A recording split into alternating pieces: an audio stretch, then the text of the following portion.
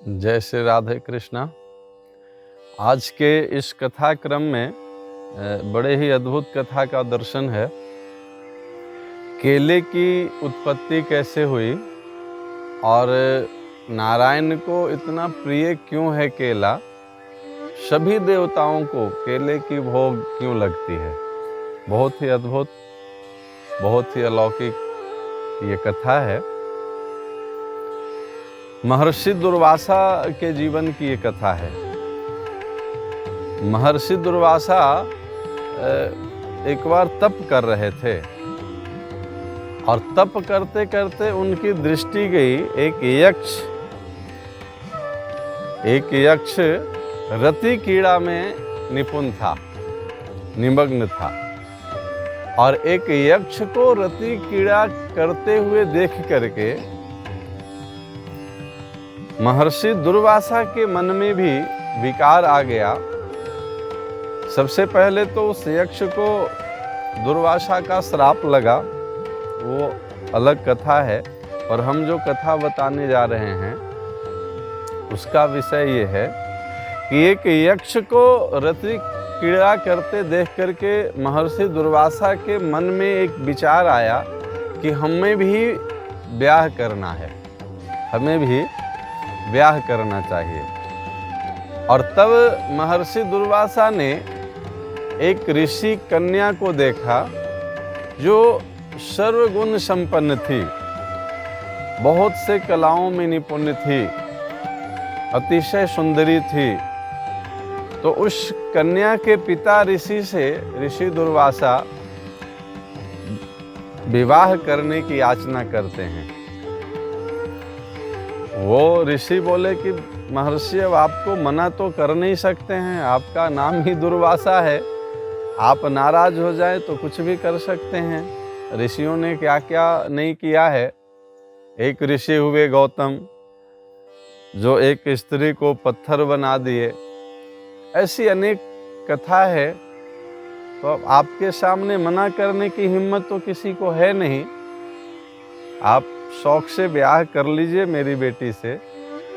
पर मैं एक बात बताना चाहता हूँ कि ये कन्या ऐसे तो सर्वगुण संपन्न है, अतिशय सुंदरी है, कई कलाओं में निपुण है, पर एक दोष है इसमें।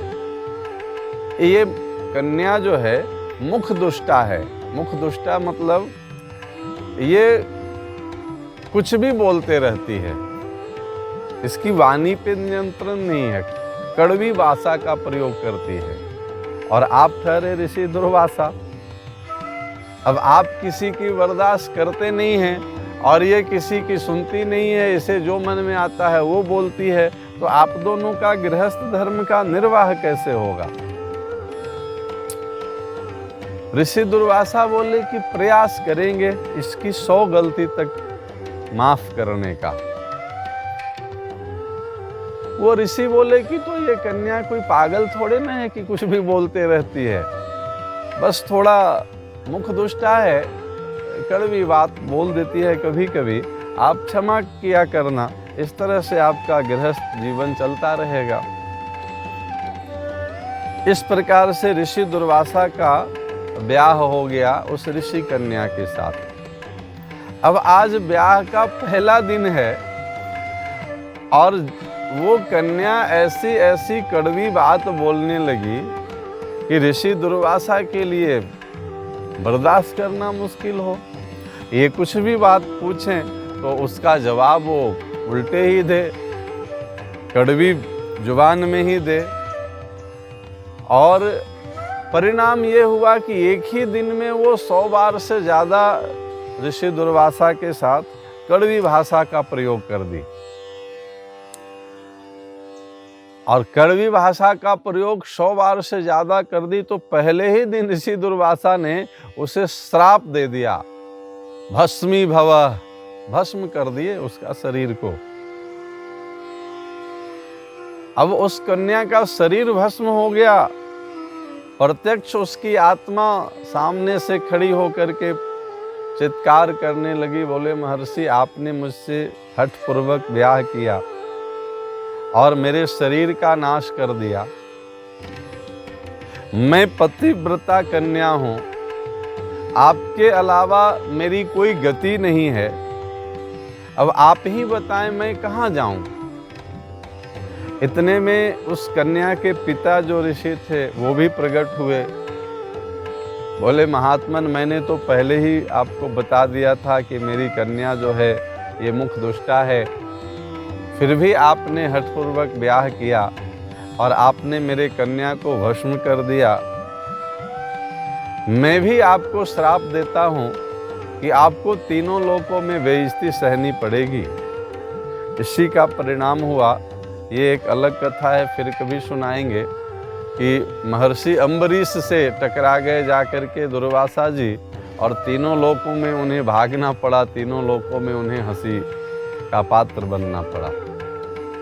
पर ये कन्या जिसका शरीर भस्म किए थे महर्षि दुर्वासा, उसकी आत्मा सामने प्रकट हो गई। बोली महात्मन, मैं पतिव्रता नारी हूं और आपके अलावा मेरी कोई गति नहीं है।